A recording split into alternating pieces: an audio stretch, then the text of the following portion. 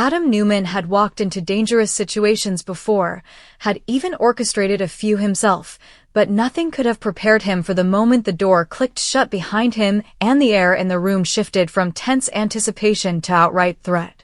He had come expecting answers, maybe even a fragile reunion, not a confrontation that would leave his pulse hammering in his ears. Riza stood across from him, her posture rigid, her expression unreadable, and in her trembling hand a gun. For a split second, Adam thought it had to be some kind of mistake, some elaborate bluff or misunderstanding. But then he saw it in her eyes. Fear, determination, and something else, something far more dangerous. Resolve. The silence stretched between them, thick and suffocating, until Adam finally spoke her name slowly, cautiously, as if saying it too loudly might shatter whatever fragile control she still had. He tried to take a step forward, instinctively drawn to her despite the weapon aimed squarely at his chest, but her reaction was immediate. "Don't," she snapped, her voice cracking just enough to betray the storm raging inside her. The gun didn't waver. If anything, her grip tightened. That was when Adam realized this wasn't a bluff. His mind raced, piecing together the fragments that had led him here. The mysterious messages. The urgency in her tone when she had asked him to come alone. The location isolated, discreet, chosen with purpose. It all added up to one thing. This had been planned. But by who? Riza? Or someone else pulling the strings from the shadows? Riza. "Talk to me," Adam said, lowering his voice, trying to ground the moment, to reach whatever part of her still trusted him. "You don't want to do this." Her laugh came out sharp and humorless. "You don't know what I want," she shot back, but even as she spoke, there was hesitation. A flicker of doubt. Adam caught it, latched onto it. That hesitation might be the only thing standing between him and a bullet. "What's going on?" he pressed. "Who are you protecting?" That question hit its mark. For a brief moment, just a fraction of a second, Riza's composure cracked. Her eyes shifted, not toward Adam, but toward the door behind him. It was subtle, but Adam noticed.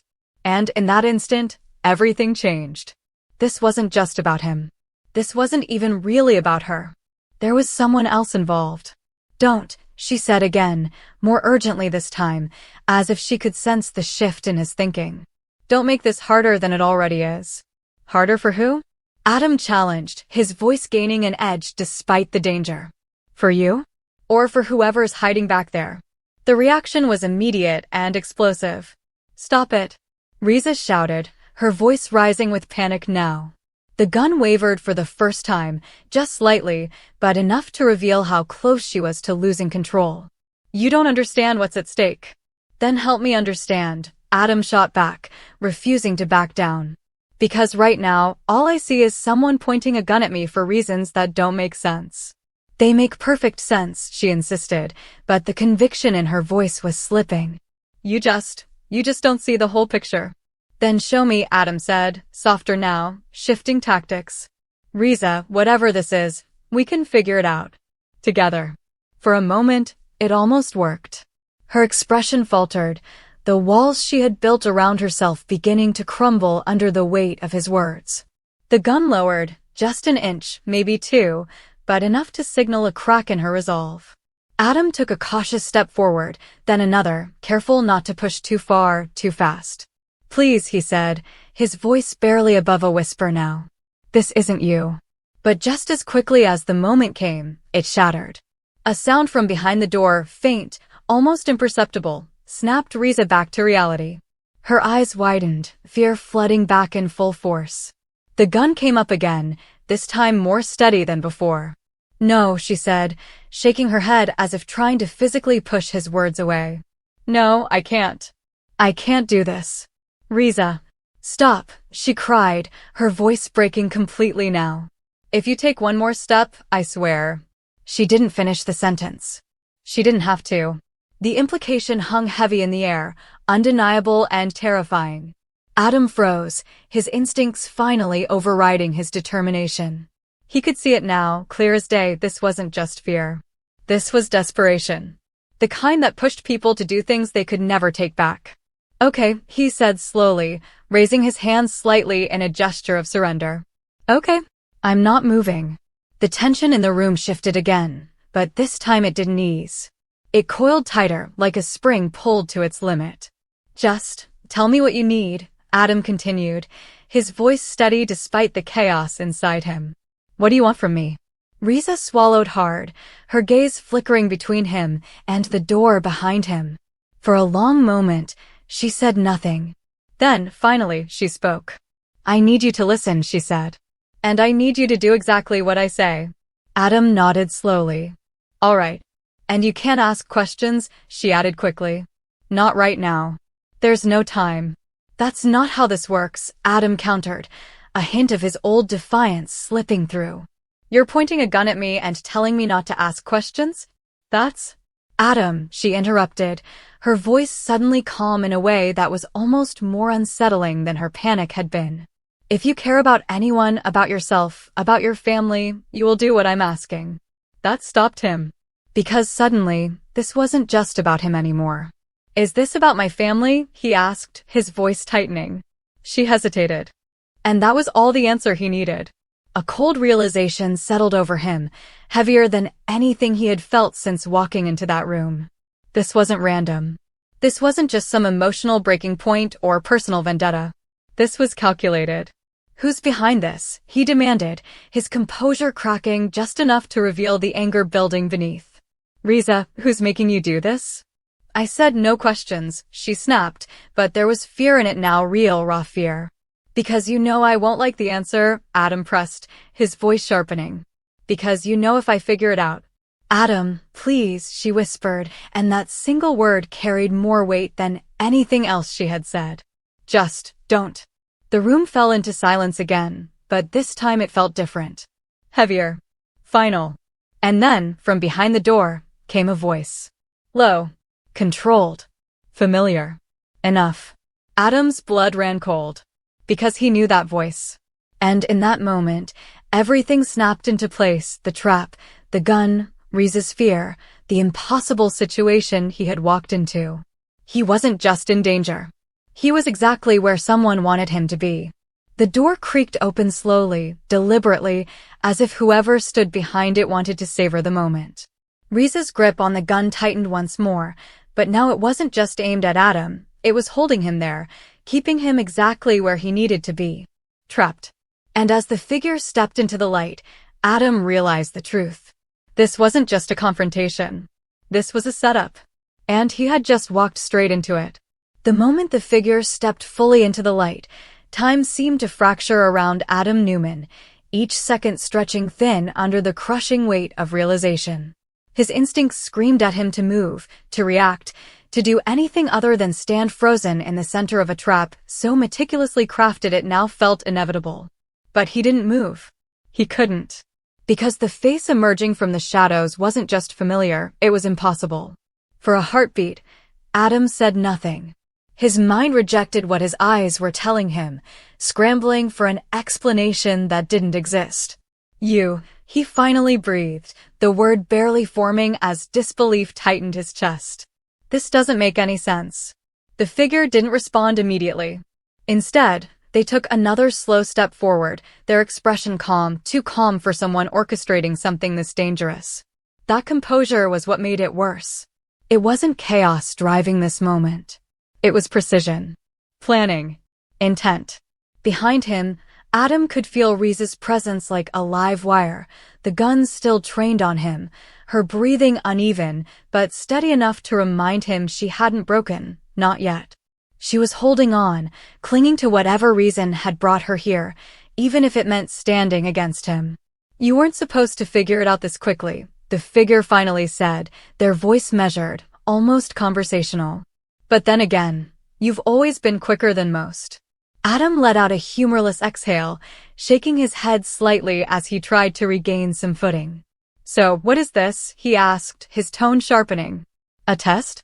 A warning? Or just another game where you think you're 10 steps ahead of everyone else? A faint smile touched the figure's lips, but it didn't reach their eyes.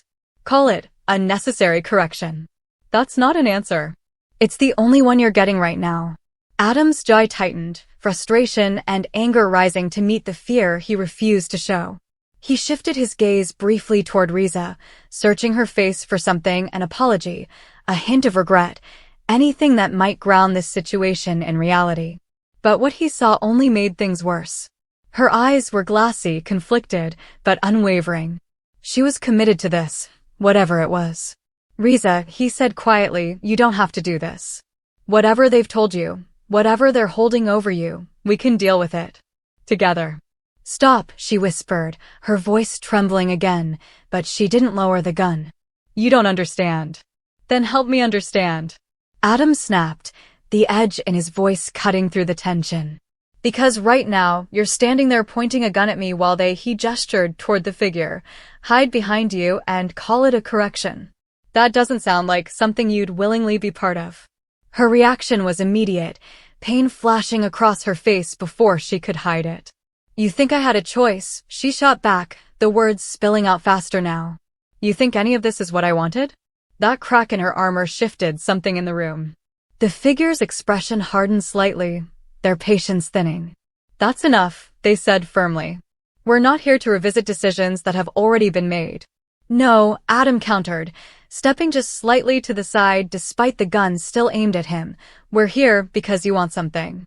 People don't go through this much trouble without a reason. So let's skip the theatrics and get to it. What do you want from me? The figure studied him for a long moment, as if weighing how much to reveal. What I want, they said slowly, is for you to finally understand the consequences of your actions.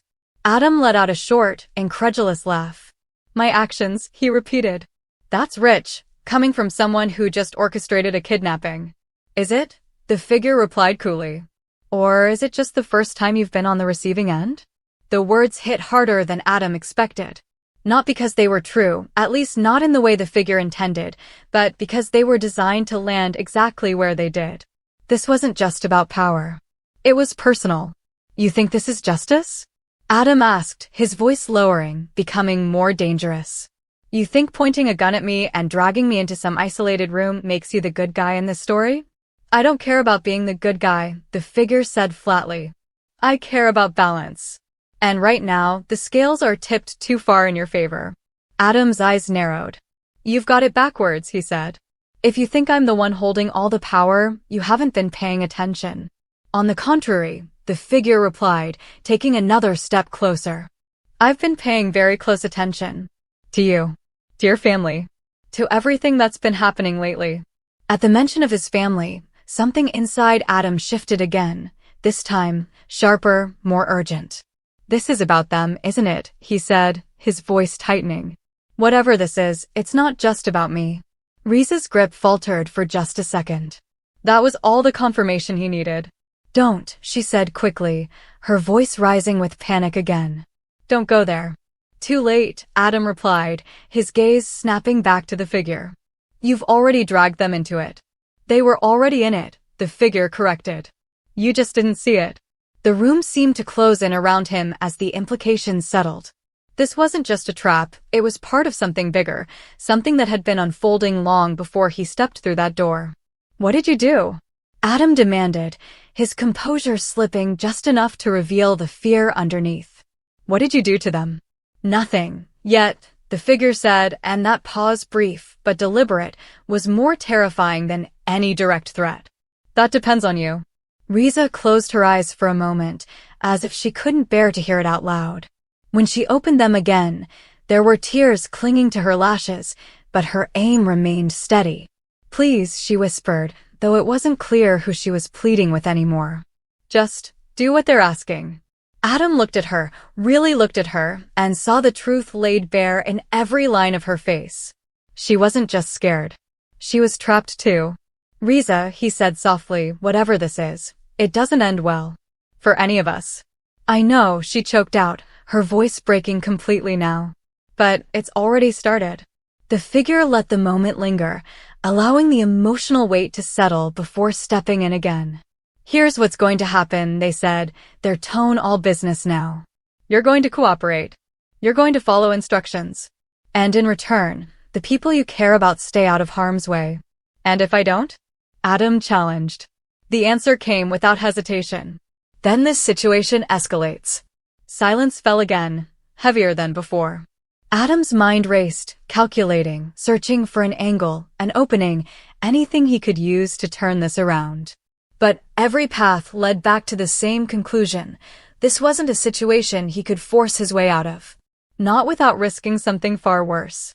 "All right," he said finally, the word tasting like defeat even as he tried to mask it. "Let's say I play along. What exactly does cooperate mean?" The figure smiled again, but this time it felt colder, more final. "It means," they said, "that you're going to help us fix something you broke." Adam's eyes flickered with recognition and dread. Because suddenly, he had a very bad feeling he knew exactly what they were talking about. "And if I refuse?" he asked again, quieter this time. The figure tilted their head slightly, as if considering the question, even though the answer was already decided. "You won't," they said simply. Behind him, Riza's breath hitched. And in that moment, Adam understood the full extent of the trap he had walked into. This wasn't just about controlling him. It was about forcing him to choose. Between himself and everyone else. The choice hung in the air like a blade poised to fall, invisible yet suffocatingly present, pressing down on Adam Newman until even breathing felt like a calculated risk. He didn't answer right away, not because he didn't understand what was being asked of him, but because he understood it too well. This wasn't a negotiation. It was a corner. A carefully engineered moment designed to strip him of control and force him into a role he had spent his entire life resisting, the one where someone else dictated the terms. His gaze shifted slowly from the figure in front of him to Riza, and this time he didn't just see fear, he saw guilt. Deep, corrosive guilt that had taken root long before tonight. Whatever this was, it hadn't started here. It had been building, piece by piece, decision by decision, until it led them all into this room. "You're asking me to clean up a mess," Adam said finally, his voice low and measured, each word deliberate. "But you're not telling me what it is." "You'll know soon enough," the figure replied, unmoved. "For now, all you need to understand is that your cooperation determines how this ends."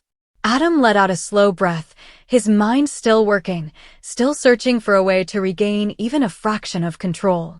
"No," he said after a beat, shaking his head slightly. "That's not how this works. If you want me to cooperate, you give me something. Information. Proof. Something I can actually work with." The figure's eyes narrowed just slightly, not in anger, but in calculation. "You're in no position to make demands." "Maybe not," Adam conceded, his tone steady despite the tension tightening in his chest. "But you're in no position to force blind compliance either. If I don't know what I'm fixing, I can't fix it. And if I can't fix it," he let the sentence trail off, letting the implication speak for itself. For the first time since stepping into the light, the figure hesitated. It was brief, so brief most people would have missed it. But Adam didn't. He couldn't afford to. Riza shifted behind him, her voice barely audible now. "They're right," she murmured, almost to herself. "If he doesn't understand." "Enough," the figure cut in sharply, though there was less certainty in their tone now. The dynamic in the room was shifting, just slightly, but enough to matter. Adam pressed the advantage. "You've gone through all this trouble," he said, his voice calm but edged with something firmer now. "You've set the stage, pulled the strings, put a gun in her hand, and for what? To hope I just do what you say without knowing why? That's not strategy. That's desperation." The word landed harder than anything else he'd said. Desperation. It echoed in the silence that followed, turning the balance just enough to tilt the moment. The figure exhaled slowly, as if recalibrating. "Fine," they said at last. "You want context? I'll give you just enough." Adam didn't move, didn't speak. He simply waited. "It started with a deal," the figure continued, pacing slowly now, their movements controlled but restless beneath the surface. "A deal you made. Or more accurately, a deal you set in motion." Adam frowned, the pieces not quite fitting yet. "I've made a lot of deals. This one was different," the figure said. "Because you didn't just make it, you walked away from it. And when you did, you left consequences behind. Consequences someone else had to deal with." A flicker of recognition sparked in Adam's eyes, but it was incomplete, shadowed by uncertainty.